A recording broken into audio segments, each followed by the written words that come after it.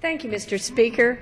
Father's Day was this past Sunday, and I am very thankful that I had an opportunity to spend some time with my father, with my sister and her family, and everybody was there, and had an opportunity to thank him for the role that he has meant and continues to mean in our lives, and to thank him for that. Also an opportunity for my daughter and I to do something special for my husband. But Father's Day also presents us with a great opportunity to focus on the importance of fathers in this country. The presence of a father has such a tremendous impact on the life of each and every child and adult in America.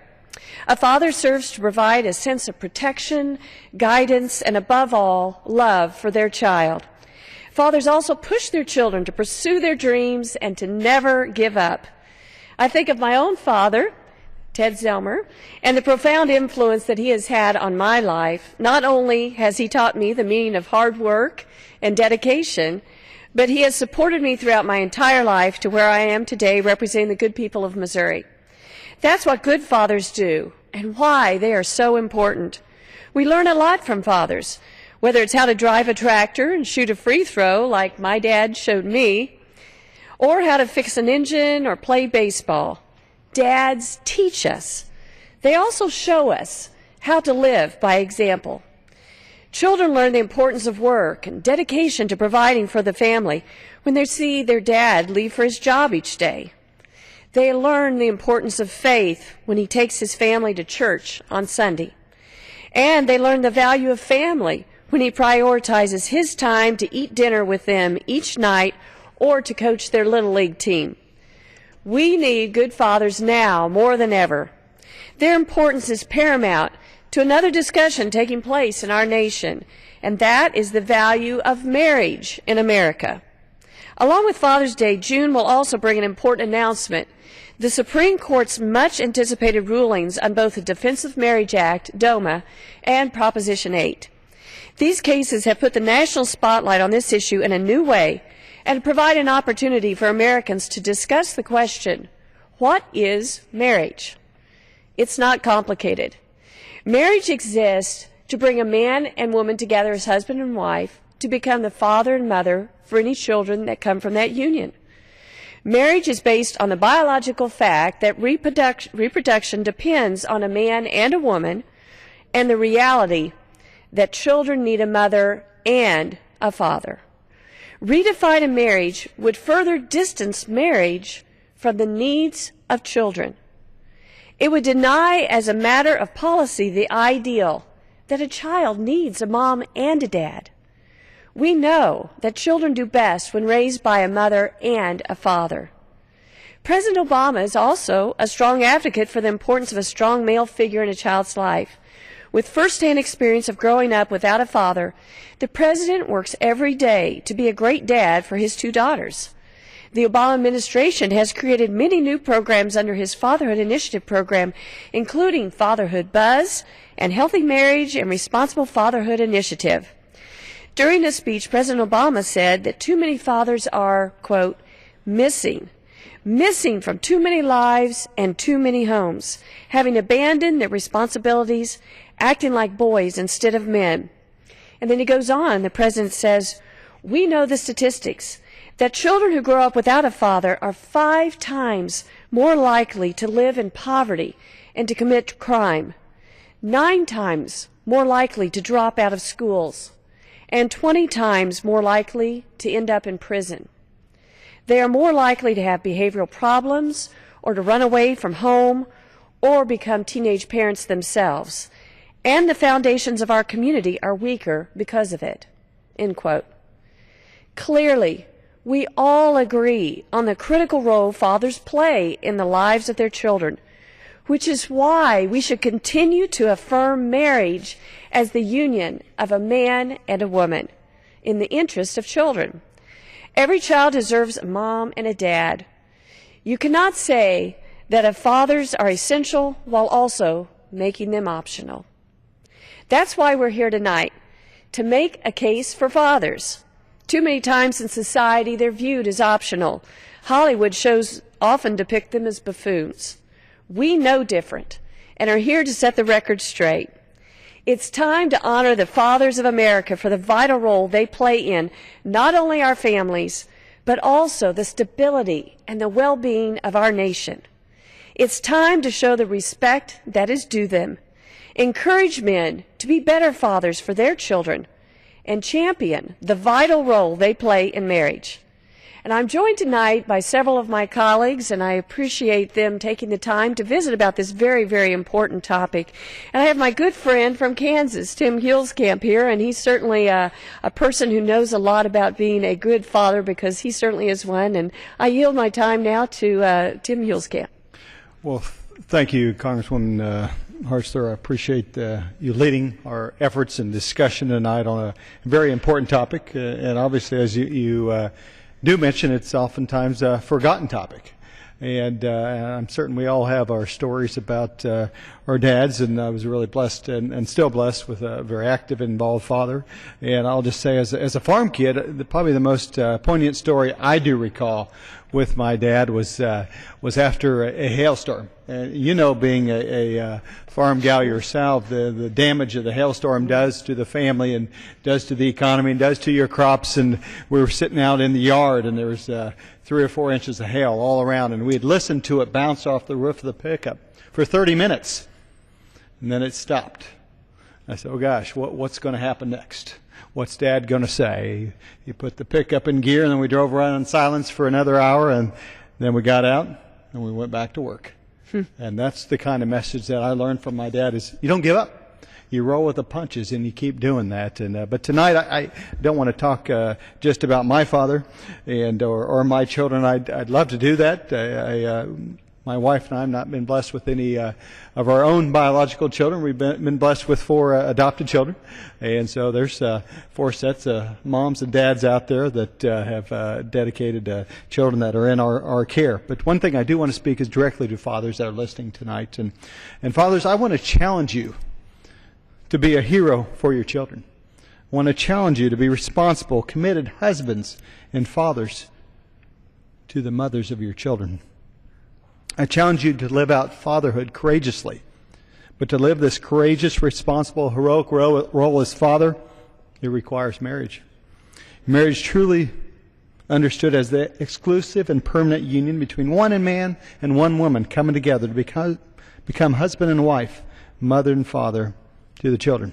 I also like to speak to all of America, and I know as my colleague has done, it is vital that we encourage fatherhood in the context of marriage and uphold policies that reflect the truth that fathers are not optional, but they play a vital role to their families. And restoring America must begin again on the home front. It begins with encouraging and supporting committed, responsible fatherhood in the context of marriage. We know who the victims of the vicious fatherless cycle is. They are our children. It is our children, the children of America, who are left to suffer the scars of the abandonment of their absentee fathers. And as my colleague noted and quoted the president, he was accurate when he stated, we know the statistics, and yet I'll repeat them because they're so powerful. Children who grow up with a father are 4 times more likely to live in poverty and to commit crimes, 9 times more likely to drop out of schools, and 20 times more likely to have behavioral problems or run away from homes. The foundations of our community are weaker because of fatherlessness. Furthermore, absent fathers don't just hurt our children, they wound society. It is a fact that the welfare state has to expand when marriage and families decline. It's been estimated over $229 billion in welfare costs from 1970 to 96 can be attributed to the breakdown of marriage. And specifically, a study of it in 2008, 1 year alone, estimating that divorce and unwed childbearing cost American taxpayers over $120 billion a year. And this was a study more than 5 or 6 years ago. Where there are absentee fathers, it's you, I, your families, our communities, our churches, our neighbors, our cities, and the government. We're all forced to step in and try to pick up the broken pieces of these shattered marriages. This is not fair to mothers and children. Wives deserve committed husbands. Children deserve protective, responsible fathers. The facts speak to themselves. But one story I will note, and then I'll close quickly, is it was not far from here. A few weeks ago, I was crossing a crowded street here in Washington, D.C., and there was a line of kids. I think they were with a babysitter, and there was about a 2-year-old young boy. And he looked up at his babysitter as he was crossing the street. She was dragging him across, and he asked again. I could hear him. He says, "Who is my daddy? Who is my daddy?" And that babysitter didn't have an answer. "Shh, don't worry about that." He kept asking the question, "Who is my daddy?" You know, we should have an answer. We should have an answer for that little boy. We should have an answer because we should know. We should expect. We should demand. We should promote. We should push. Fathers, encourage them, demand of them to hold up their responsibilities. Because there is a disease in America. It's the disease of fatherlessness. We must overcome the myths in society that see no difference in whether a mom or a dad is involved in a child's life, because there is no doubt. You can look at tons and tons of social science data over and over. It's very clear. But for that 2-year-old boy, that 3-year-old boy, we have to have an answer. Who is his daddy? And the daddy is not his government. He has a daddy. He should be involved. Our policies should reflect that goal, because every child deserves both a mom and a dad. And I look forward, hopefully, as we continue to press forward to solve these problems, we promote marriage and promote fatherhood. And I appreciate your leadership tonight, Vicki, for your efforts here, and I yield back. Amen. Thank you so much, Tim. I think you spoke so eloquently to the importance of fathers and the cost that we have as a society when fathers are not present, and why it's important to have a policy that promotes the father being there for their children. And now I'd like to yield to the gentleman from Georgia and hear what he has to say about the importance of fathers. Thank you, Phil Gingrey. Mr. Speaker, I appreciate so much the gentle lady from Missouri, Ms. Hartzler, for leading this time on fatherhood, and what a perfect time to do it this evening. We all just came back from our districts and celebrated Father's Day, or Grandfather's Day, and of course we're also awaiting sometime soon, before the end of June, a momentous decision from the Supreme Court in regard to 2 particular decisions. The one ballot initiative from California, Proposition 8, where the people of California fairly convincingly decided what is a definition of traditional marriage. And of course the other thing is the Defense of Marriage Act, passed right here on this floor and signed into law by President Clinton back in 1996.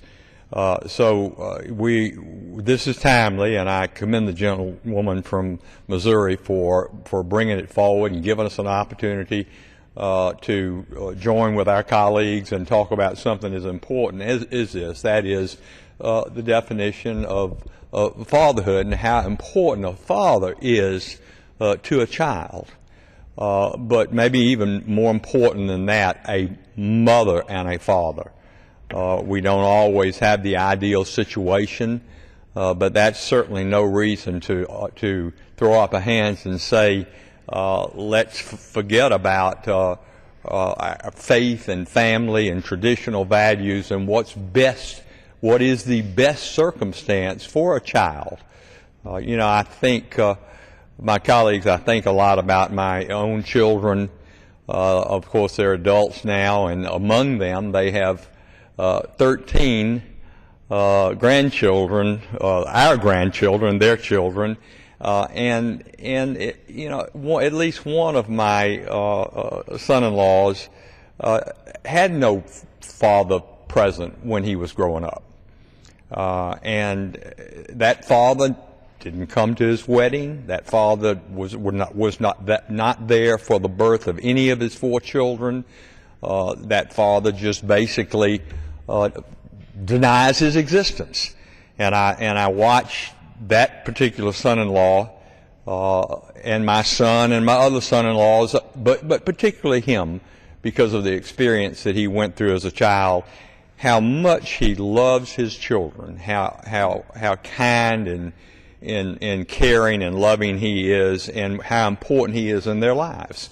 And I realize today that the father knows best, and on that traditional view that we all had back in the old days of television is different. It's changed, and I do understand that. Of my 3 daughters and 1 daughter-in-law, they all work. They all work. Some of them full-time, some of them part-time. But they're still there as moms. And when they come home and take over that responsibility, they need a shared partner, and that partner is that partner for life. And I'm talking about, of course, the father.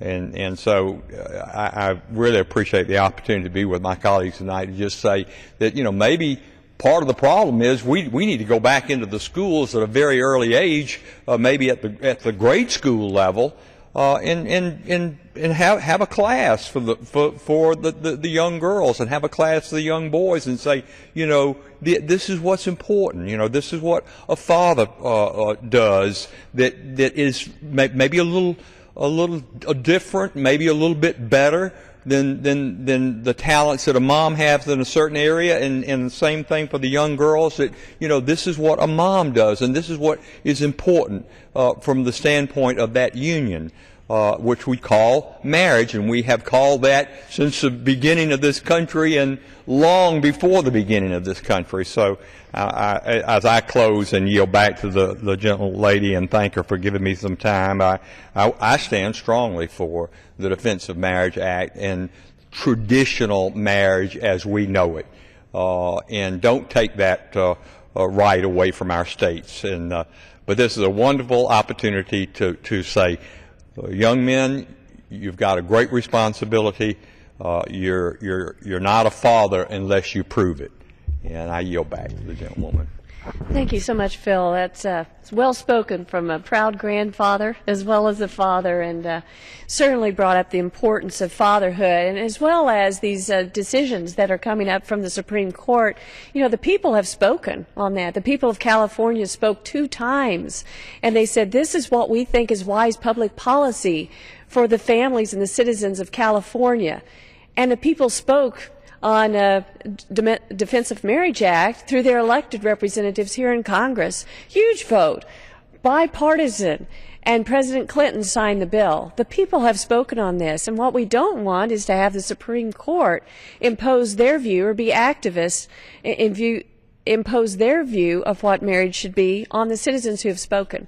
So it's going to be interesting to see how they rule, but certainly I agree with you, Phil, that it's very important that the people have spoken and that we uphold marriage. Next we have a representative from Oklahoma, a friend of mine, James Langford, who not only is a great dad and father, but has worked with teenagers for many years, and I'm sure has seen the importance of fatherhood as he relates to young people. So go ahead, James Langford. Yeah, thank you. I thank the gentlelady for hosting this time. There's a lot of things I've talked about in the well of this House. I've talked about budget. I've talked about growing economy, about jobs. I've talked about transportation. I've talked about the relationship of the individual citizen and their government, and how that relationship works or sometimes doesn't work lately. But this is a time just to be able to pause for a moment and not talk about necessarily some new government law or some new regulation, but to celebrate for just a moment dads. With Father's Day this past weekend, and to be able to hesitate again and to be able to say thanks to my own dad, but to also talk about the fact that it is the love of our life for men to be able to enjoy their children, just like it is for ladies to be able to enjoy their children as well as a mom. There is something very unique, and I believe firmly that every child needs a mom and needs a dad. They come at parenting from 2 different directions, and they together make such a dramatic difference in the life of a child. To have a mom and to have a dad. It's interesting to me that the last verse in the Old Testament, in that verse from Malachi 4:6 in that minor prophet book, it ends that Old Testament by saying the role of the prophet will be to turn the hearts of the children to their fathers and to turn the hearts of the fathers to the children, to be able to see that restoration. In that time period, there was a collapse for a moment in the families. and they suffered as a nation and saw that. We see that today in our own families. 15 million children live life without a father. 15 million. In 1960, there were only 11% of the homes that didn't have a father. Today, it's over a third of the homes that don't have a father. And as we've watched all the consequences that occur with that in our own economy, in our own family, in our own culture, it's just the separation that happens. We see a greater emphasis right now with trying to figure out what to do in schools, as parents seem to be disconnected from their children and teachers struggle in that community. And things have changed in our schools with an absence of fathers, as we've seen the families collapse. We've seen an increase in poverty. Some colleagues were here earlier speaking about hunger in America, which is rampant and is a huge issue for us as a nation. And they mentioned that in the 1970s, we had a very low hunger rate in America. And it's interesting for us to come here now and talk about fathers and how that has changed. And from that point in 1970, when we had a very low hunger rate in America, now to look at the difference now with a very high hunger rate in America and also a very low presence of fathers in the lives of their children. We've seen something different happen in families as fathers disconnect from their children and they no longer see a role to be able to be a provider, and they've required government to go be the provider for children when it was never designed to be that way. And that's not where it is best. Children have a higher risk of poverty. Children have a lower graduation rate from high school, have a lower entry rate into college. There's not a safe environment for children when there's an absence of a dad and a mom. It's different for them as they grow up and as they process through things. And the stability that can come to a child with the presence of a mom and of a dad. So what do we do about it? It's the challenge. Well, quite frankly, there are issues in our marriage laws right now as a nation that we have where there are penalties to be married in our tax law. There are penalties even in our disability benefits as we try to reach in and help families as they're disabled. But yet if they're married, it's a lower rate. So we look at that and we ask the question, why would we punish a family for being married because one of the individuals there is disabled? That doesn't make sense for us. And so we need to look at our policies that we have and to be able to encourage rather than discourage marriage, because we know what that happens. It's the reason that the federal government's involved at all in the marriage relationship is because we know what happens in the lives of children when a man and a woman are committed to each other for life. That commitment, the reason the government's connected to that is because of what happens in the lives of children and how it benefits people in the days ahead. So we need to look at the marriage penalty that's occurring in our tax law and our disability rules and such. But quite frankly, most of the issues that deal with fatherhood and from the absence of fathers won't happen because of a change in federal law. It'll happen when families turn and mentor young couples and they get personally involved in the lives of young families. For some individuals that they've never seen a functioning man and a woman married and committed to each other for life. They've never seen that in their community and they haven't experienced that in their own family. It's so important for older couples to mentor young couples, to pass on the wisdom that they have gained. It's quite frankly very important at the marriage altar for two individuals to truly commit to each other for life. That brings stability not only to those two individuals, but also brings stability to the children as well as they grow up in a home where there's some emotional security and safety and not the constant fear of separation and of loss of either the mom or the dad. So for individuals to be committed to each other for life makes a big difference in that. So what can happen? Well, I talked about the federal policies, but it's really individuals. Individuals mentoring other individuals, and it's two individuals when they approach the marriage altar, knowing that I'm going to commit to each other and I'm going to work through the problems that we have because that's what's best for our nation and that's what's best for the children that are coming up, to provide them that stable home where they can grow up. Do we always get it perfect? No. But we know economically, we know emotionally, the strongest homes and what's best for our children is for a mom and a dad. And I want to honor dads that do commit to walk through the hard, difficult days and to say to them, keep going. Don't give up, dads. And as you face through hard times, your children need you. It is the single most difficult part of my job is getting on an airplane on Monday mornings and flying away from my two daughters and my wife. No other moment of my week is harder than that one. because I know the importance of being a dad to my daughters, and they need me. And I encourage dads today to live out the commitment that you have made to your wife and the commitment you've made to your children. With that, I yield back. Great, great words. Thank you, James. What a word of encouragement on how to commit and to keep on going and to be good dads, and the need to strengthen marriage in this country. So thank you for those very, very excellent comments. And now I'd like to call on another colleague from Oklahoma, a freshman this year who's just hit the ground running, and we're really glad he's here. And it's Jim Bridenstine. And so I'd like to yield to you and hear what you would like to share tonight about the importance of fathers. Well, I really appreciate that. It's an honor to be here, and thank you for inviting me to participate in this. I have been certainly accused of maybe being critical of the president from time to time, as many of us Republicans are sometimes. But I'd like to share a few points where we agree, the president and I. I've got a number of quotes here, and I think these quotes cross party lines and certainly indicate how important fathers are in the lives of their children. Here's a quote from our President Barack Obama. "We need fathers to realize that responsibility doesn't end at conception. We need them to realize that what makes you a man is not the ability to have a child, it's the courage to raise one." Here's another quote from our president. "I wish I had a father who was around and involved." That's a profound statement. And certainly it shows a great deal of courage by our president to say that. I remember when I was a young child in the Cub Scouts, the Pinewood Derby came around every year. And my father and I and my brother, we would spend a great deal of time weighing our little Pinewood Derby car to make sure that it weighed precisely 5 ounces. And we would spend all night graphiting the wheels because we wanted our little Pinewood Derby car to be the absolute fastest car that we could possibly make it. Whether we won or lost, it didn't matter. We were going to make this car as fast as we could possibly make it. And I also remember, not too long ago, my 7-year-old, who was then 6, wanted to participate in the Pinewood Derby as a Cub Scout himself. And because of that relationship I had with my father and the time that we spent involved in that project, it was a desire of my heart to be involved in his Pinewood Derby to the same extent. And I'm proud to say that when I was a child, we won the Pinewood Derby, and I'm proud to say that as Walker's dad, together we won the Pinewood Derby when he was 6 years old. And these are the things that I think are critically important in the life of a child.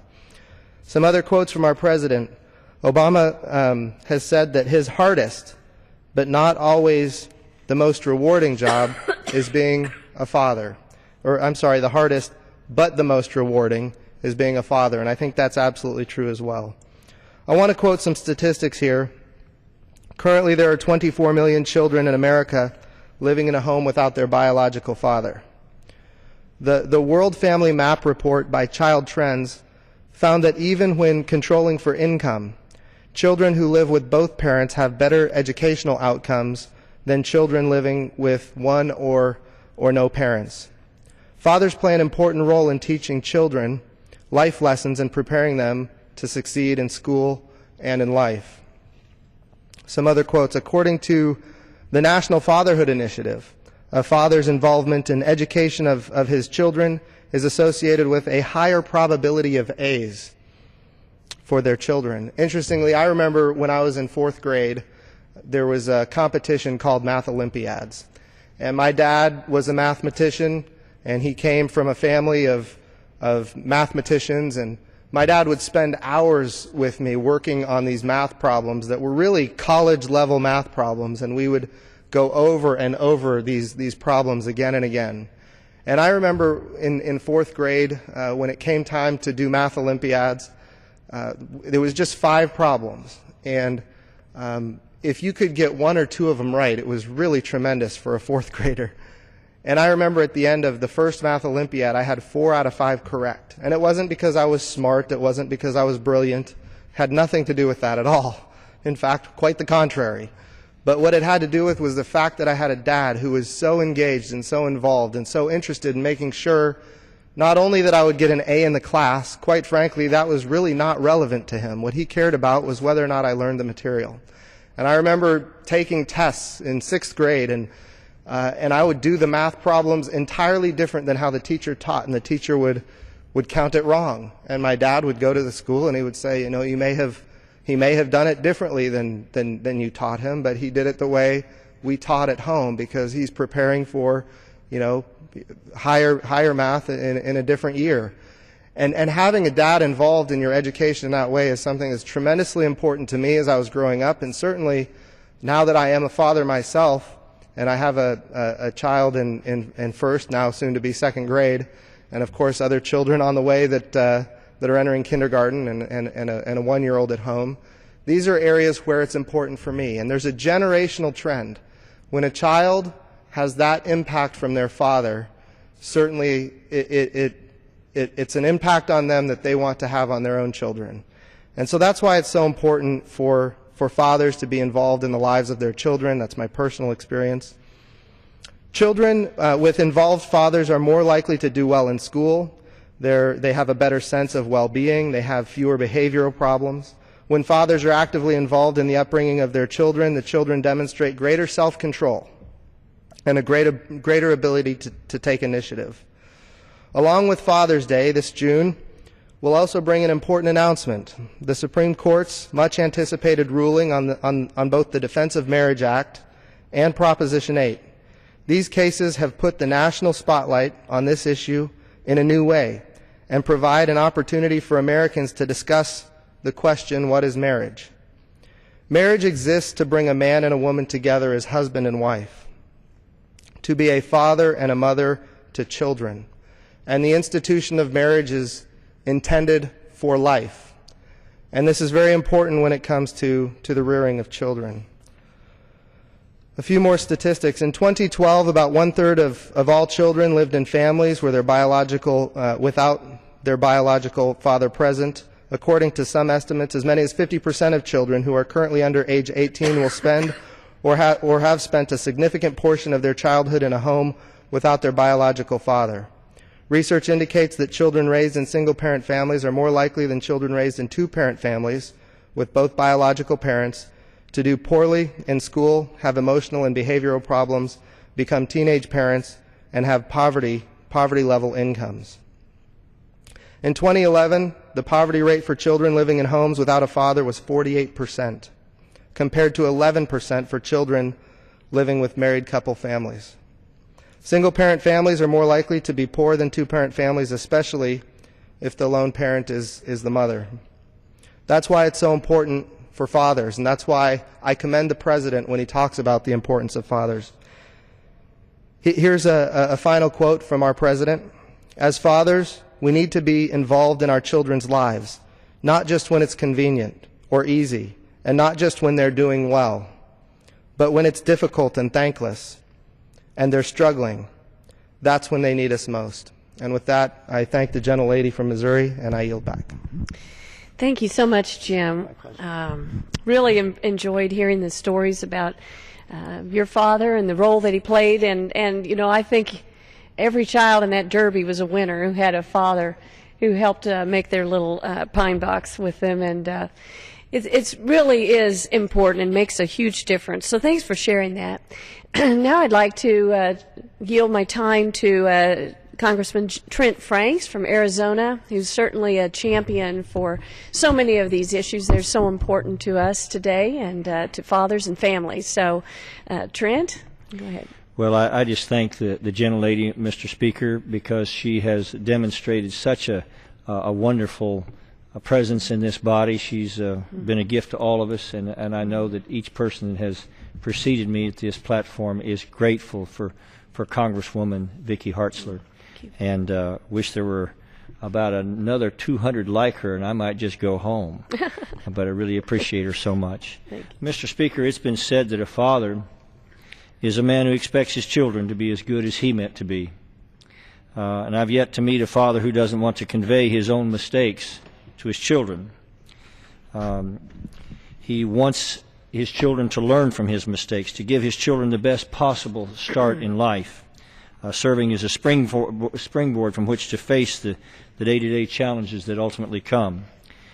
But I really don't think that's such a comprehensive definition. Those of us who are privileged to be in the Christian family believe that there is a loftier image of fatherhood, that there is one after whom we model our inevitably flawed attempts to raise our children with love and wisdom, a perfect father who gives us, quote, every good and perfect gift, who is a father to the fatherless and a help in times of need to the widow and the oppressed. And it is only in having children sometimes that we begin to understand just a little glimpse of how our Heavenly Father feels about the rest of us. To most women, their father was their first love. To most men, their father was their first larger-than-life idol. The role a father plays in the life of his children simply cannot be overstated. That fact, Mr. Speaker, that knowledge that little eyes are watching every move we make, often emulating what they see for good or bad, no matter what we do, we'll never feel quite fully equipped to do justice to the sacred responsibility with which God has entrusted us. There's a famous saying that the greatest gift a father can give his children is to love their mother. And the point of that quote, of course, is that a healthy, intact home gives a child the best possible chance at pursuing and achieving their dreams. But for all its difficulties, what a sweet and blessed honor it is to be entrusted with the task of raising these little human images of unconditional love. And I've said it before, Mr. Speaker, and I believe it with every passing day, that every baby that is born comes with a message from God that He has not yet despaired of mankind on earth. Yet I will look around at the state of the American family, Mr. Speaker, that bedrock institution that is responsible more than any other factor for inculcating the truth into the hearts and minds of each new generation, and I believe that it is facing a grave and profound challenge in America. A mentor and a friend of mine, Gary Bauer, recently wrote an article on this very subject. It was highlighting the state of affairs in which so many Americans find themselves without the firm, guiding, loving hand of a father. Indeed, Mr. Speaker, 40% of children are now born to unmarried parents, including a majority of children born to women 30 years old or younger. And a recent study in Richmond, Virginia, found that 60% of families in the city have just one parent, usually the mother, at home. Among black residents, it's 86% of homes that are single parent. And a related Pew study estimated that women, when they are the prime breadwinners, and they are in 40% of American households, that unfortunately the majority of these households are led by a single mother who averages just $23,000 in annual income, whereas intact families average about $80,000 a year in income by comparison. 85% of all young men, or even for that matter middle-aged men in prison, came from a family that never had a functional father figure in their midst. 85%. Mr. Speaker, it is an understatement to suggest to you that children are so desperately in need of both a mother and a father. And I know no better way to really illustrate that than just to try to tell the story of three fathers. And the first story I'll tell is of one father named Earl Carr. He was my grandfather. Earl Carr was a coal miner. And when he was just in his mid-20s, a terrible cave-in crushed his friends, killed most of them, and broke his back. And so as a child, I remember growing up when my grandfather could carry a coal bucket for maybe 40 or 50 feet, but then he'd have to sit down. But he never abandoned his family, and he was always there in every way that he could be. And just to illustrate to you how sometimes a grandfather can have a big impact on a grandson, more than 45 years has passed, and I hope I can remember it, but he used to be very fond of the Coal Miner's Ode. And it goes something like this. He said, "Come and listen, you fellers, so young and so fine, and seek not your fortune in the dark dreary mine. It will form as a habit and seep in your soul till the stream of your blood runs as black as the coal. 'Cause it's dark as a dungeon, damp as the dew, where the danger is double and the pleasures are few, where the rain never falls and the sun never shines. It's dark as a dungeon way down in the mines, And I hope when I'm gone and the ages shall roll, my body will blacken and turn into coal. And I'll look from the door of my heavenly home, and I'll pity the miner digging my bones. 'Cause it's dark as a dungeon, damp as the dew, where the danger is double and the pleasures are few. Where the rain never falls and the sun never shines. It's dark as a dungeon way down in the mines. I don't remember the last time I said that, Mr. Speaker, but I do know that it was over 40 years ago that I learned it. And a grandfather does have a lasting impact on our lives. And so now I will tell you the story of another father, and he's my father, a man named Taylor Franks. Now I won't go into, because I don't remember, how he was there for me when I was a baby and had some congenital defects, and probably wouldn't have had the opportunity to be standing in this well had it not been for a faithful father. But I'll tell you just one story. Years ago in the little town when I was growing up, I came away from the playground one day when I was about 5 or 6 years old, maybe 6 years old. And I came through an alley, and you know how it always is. There's sometimes a bunch of guys that want to demonstrate their macho capability. And I walked past the fence, and one of them yelled something at me, and there was a rock fight that ensued. Now, they were behind the fence, and there were several of them. And I was out there alone. And I was losing this battle very demonstrably. And I would pick up what rock and throw it back, because I didn't want to be discomfited by this band of ruffians, you understand. But I was losing. And I thought, boy, what am I going to do? I'm going to have to run, it looks like. And just at the moment when I was probably in the peak of my panic, all of a sudden the rock stopped. Everything was still, and I could see them peeking over the fence at me. And I noticed a little careful, it seemed like they were looking at something behind me. And I turned, and it was Taylor Franks. And he said, how about me evening up the sides here just a little bit? And you know, he evened up the sides many, many times. He's 87 years old now. But I'll tell you, if the communists ever come to this country to take us over, they better go around that old gentleman's house, because they'll get more than they bargained for. This is a man that loves his country, loves his God, and loves his family. And I have no words to express my gratitude to him. And so I will tell you about another father who almost didn't think he was going to be one. But he calls his little boy a little feller, because that's what his daddy called him. And his name is Joshua Lane, and he's my boy. He's got a sister, twin sister. She's 5 minutes younger. Of course, he takes care of her. But I can say to you that there is no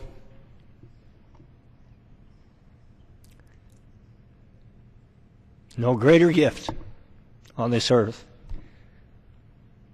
than his children.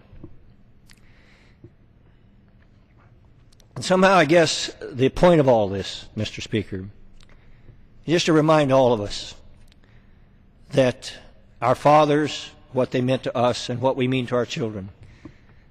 Now, sometimes I have to watch mine grow up at a distance, but they know their daddy loves them, and they know their daddy is here so that we can make a better future for them. And so that, I guess, my challenge to the fathers of this country is to be reminded that your children grow up so quickly, and your impact on them will be profound beyond any words that I could ever articulate.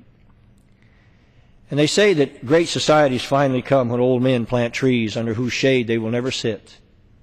And I believe that to be true, that our greatest job as fathers is to make sure that our children have the inculcated truths that will help them find their way home and through the great storms of life.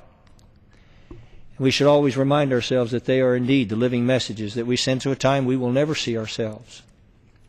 So I hope that somehow that fathers of this country will recognize the gift that they've been given, and they will recognize the impact that they will have, and that the rest of society will recognize that if we displace fathers in our country, we will bankrupt us all trying to replace them. So I With that, Mr. Speaker and Congressman Hochsler, I yield back. Thank you so much, Representative Franks. Couldn't say it any better, I think. Thank you. And the heritage that he has given his children and that his father gave him and his grandfather gave him, that's what it's about, is being able to pass on that heritage to your children. And that's why we have a policy in our country that encourages fathers to be there for their children, and so that every child has a chance to have a mother and a father. And I'm glad to be joined today by a gentleman from California, Doug LaMalfa. And thank you for coming tonight, and look forward to hearing what you have to share on this very important topic. Well, thank you, Mr. Speaker, and my colleague, Ms. Hartzler. Thank you for holding this time here tonight for us here to talk about the importance of fatherhood and what all that means. And you know, I really appreciate the words of my colleague from Arizona who just spoke and his eloquent way of doing that.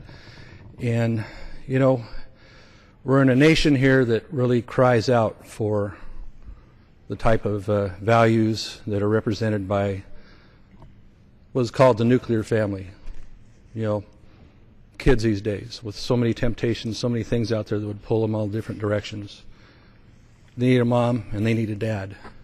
And we know statistically, just talking numbers, that the chances of success for children to grow up and be successful in their own lives, not in poverty, not in abusive situations, the percentages are so much higher when there's a loving mom and a dad in their life. And so we have very important tasks, very important jobs here in this place. So, Mr. Speaker, when we make policy here, we always need to make it in such a way that supports the family, that strengthens the family, and doesn't weaken it or in some fashion even use the state, use the government as usurping the role of a parent or of a dad, like we've seen so much with maybe the start of the Great Society. You know, well-intentioned things that have gone on to, in many ways, replace the father in people's lives. And there needs to be that accountability to come back and bring that unit together. So, you know, thinking of my own dad, you know, we lost him almost 5 years ago now. And I'm going to get through this without getting verklempt here, man. You know, he was always a strong and pretty quiet leader, but he could just give you the look, pretty much, and set you back on track. And so he had to spend a lot of hours out on the farm, you know. We didn't always get to see him all the time when it was busy in the springtime with planting or with harvest, you know, but we always knew, me and my sisters, that he was there for us. He didn't get to every ball game, but we always knew. We never had to question his dedication and commitment to us and to our mother. Because moms are in it too. We know that, certainly. As, you know, typically, mostly the caregiver for kids, a lot of times. She needs that support too, that comes from that committed family unit. So we have to make policy, we have to make things that support that in this place. And I'm so just disappointed with the direction our country's gone last 40, 50 years that has broken that apart. I have an obligation too, my wife and my 4 kids. And one of the most difficult things in contemplating what goes on with this this role of service that I've been blessed with by the voters of my district is the time away from home. Being from the West Coast, it's a heck of a commitment. You know, 5-hour plane ride each way and all that. You don't just get to pop in like when I was in the state legislature in Sacramento. You get home most nights. So that's a thing that kind of keeps me wondering sometimes, worrying a little bit. Am I doing right by my kids? We do this here. I think any one of us that runs for office, ostensibly with the idea that we're trying to help the next generations and preserve the country, preserve our freedoms. But there's a sacrifice in this job. So, but it kind of all comes back to perspective here. Father's Day the other day. Got to spend at home with the family. And all my kids either got me a little something or made a little card. And very, very touching things that were said in those cards that makes me reminded that, yeah, we are here trying to do something for them. Preserve their rights, their opportunities, their liberties, and that they understand, even though I'm not always get to be home, that it is for them. And so that makes me feel good about doing this, about taking on the huge issues here, the long hours, the sometimes fruitless battles, and people looking at us from the outside with our maybe 10% approval rating, wondering what the heck are you doing back there in Washington, D.C., but we all know we're here for a good reason. So as I bring my piece to a close here, we have an obligation as dads to be there for our wives and for our kids. I mean, that's nothing new, but the dedication, they need to know that we're there for them, that we're fighting for something, whether it's our more day-to-day jobs, you know, if you're a butcher, a baker, a candlestick maker, or you're back here getting to be part of the U.S. Congress, that we're there for them. The importance of a dad to a son can't be overstated. You need a man in the life to guide your son to the right path, to be that strong voice, to keep your son in the position, first of all, of respecting your mother, respecting your sisters, respecting women, of what that role is supposed to be. They need that, and a lot of them have lost out on that. It's sad. We see the tragedy. Some of these kids walking the streets, and they grow up to be in gangs and so much because they didn't have that. A dad has a very strong role with his daughters to ensure that they know that they have value, that they aren't something to be out there to be traded, as so often happens when they didn't have that fatherly voice saying that you have value, you have self-respect that is so key to you and keeps so many times young girls out of trouble and on that good path. You can't overstate that role of a father on both sons and daughters. And, of course, that very strong support that's needed for your wife, who has to watch the home fires when we're off doing things like this. She needs that. And so what I'm saying to the men that are already fathers or would-be fathers, you got a very important task. Extremely. The most important task. To be that leader of your household. You need to stick with them through thick and thin. And men, be men. Don't be something else. Grow up.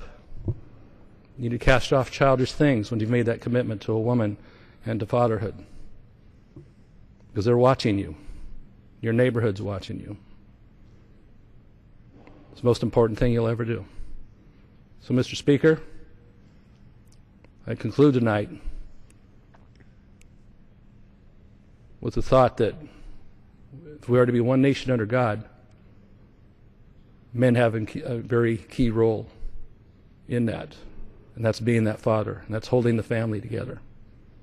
No matter what might come and affect it, no matter what legislation or court decision might try to affect or break that family union or make confusing decisions for our children, we have that role, and we can be that guide for their whole lives. And it's rewarding for all of us. So with that, I appreciate the time. Appreciate, Ms. Hartzler, your leading this discussion here tonight. Thank you. Thank you, gentlemen. Very, very well said, and I appreciate you encouraging the men to be leaders of their household and to make a difference for their children and the next generation. You know, I appreciate all my colleagues who have come tonight so that we could talk about the importance of the fathers and how important it is to have marriage strong in our country. Every child deserves a mom and a dad, and you cannot say that fathers are essential while also making them optional. You know, the presence of a father has such a tremendous impact on the life of each and every child and on every adult in America. Fathers not only represent the success of our children, but also the success of our nation. And as we get closer to the Supreme Court rulings concerning the Defense of Marriage Act, it's crucial that we weigh the entirety of the impact such a decision will have on families. My colleague from Oklahoma earlier cited the president in this quote when he stressed the importance of fathers, and I think it's very, very good, and I want to repeat it. President Obama said, as fathers, we need to be involved in our children's lives, not just when it's convenient or easy, and not just when they're doing well, but when it's difficult and thankless and they're struggling. That is when they need us most. Every single child in this country deserves the opportunity to have a mother and a father. That's why we must uphold marriage. Not only must we represent the future of our children, they represent the future of our nation. So thank you, Mr. Speaker, for this time, and I yield back. Gentlewoman yields back. Pursuant to the Clause 12A of Rule 1, the Chair declares the House in recess subject to the call of the Chair.